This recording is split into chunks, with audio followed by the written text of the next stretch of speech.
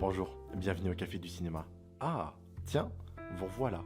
Alors, est-ce que ce film sur l'artisanat marocain vous a plu? Très bien. Comme toujours, vous laisseriez-vous tenter par un menu du jour? Très bien, parfait. Le film du jour est Les Huit Montagnes. Les Huit Montagnes est un film italien sorti en 2022, réalisé par Felix von Groningen et Charlotte van der Meertje. Présent au Festival de Cannes 2022, le film a remporté le prix du jury. Le film est adapté du livre Le Otto Montagne de Paolo Cognetti. Le film raconte l'histoire de Pietro, un enfant de la ville qui, pour les vacances, part dans un village oublié du Val d'Aoste. Là-bas, il va se lier d'amitié avec Bruno, le dernier enfant du village. Au fur et à mesure des années et des vacances, Bruno reste fidèle à la montagne, tandis que Pietro parcourt le monde.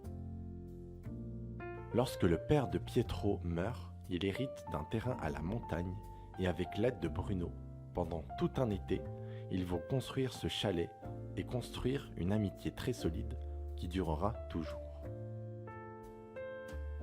Ce film est une excellente représentation de la vie en montagne et de la dure condition des bergers et de la difficulté pour vivre et faire de l'argent au fur et à mesure des années. Le film montre aussi la difficulté de garder une bonne amitié lorsqu'on vient de classes sociales différentes et d'environnements différents. Elle montre la différence d'éducation entre les enfants citadins et les enfants campagnards, et les choix de vie qui peuvent s'imposer à eux. Le film pose la question, doit-on rester là où on a grandi et faire évoluer son chez-soi, ou construire son propre chez-soi ailleurs? Le film joue énormément sur le côté contemplatif en nous submergeant de ces magnifiques plans sur les paysages des Alpes italiennes. Cela donnerait presque envie de les rejoindre pour s'isoler de la ville. Pour mettre en valeur ces paysages, les réalisateurs se sont entourés de Ruben Impens, un directeur de la photographie dont Felix von Groningen a déjà travaillé. Notez que du coup, Ruben Impens est capable de faire des images d'un univers lumineux et naturel dans les Huit Montagnes, mais aussi faire des univers sombres et glauques comme Grave ou Titane.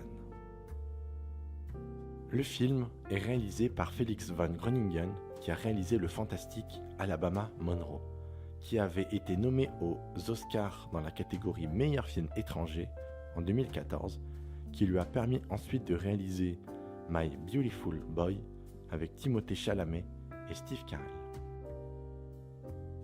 Il signe cette fois ce film en co-réalisation avec sa femme Charlotte van der Meertje. Pour respecter l'œuvre originale, le film a été tourné dans la langue d'origine du roman. La signification du nom du film Les Huit Montagnes vient du fait que le personnage de Pietro se rend au Népal plusieurs fois dans le film, et là-bas, une citation hindoue dit que au centre de la Terre se trouve le plus haut sommet du monde, le mont Meru, entouré de 8 mers et de 8 montagnes. La question est, quel est celui qui a le plus appris? Celui qui s'est rendu sur les 8 montagnes ou celui qui a grimpé au sommet du mont Meru? Et on peut faire un parallèle en disant, qui a le plus appris? Bruno, qui n'a jamais quitté sa vallée, ou Pietro, qui a parcouru le monde? Voilà, je vous laisse découvrir ce magnifique film sur la vie montagnarde, la nature et l'amitié. Pour ma part, je vous souhaite un bon visionnage, une bonne soirée, et j'espère vous revoir bientôt au Café du Cinéma.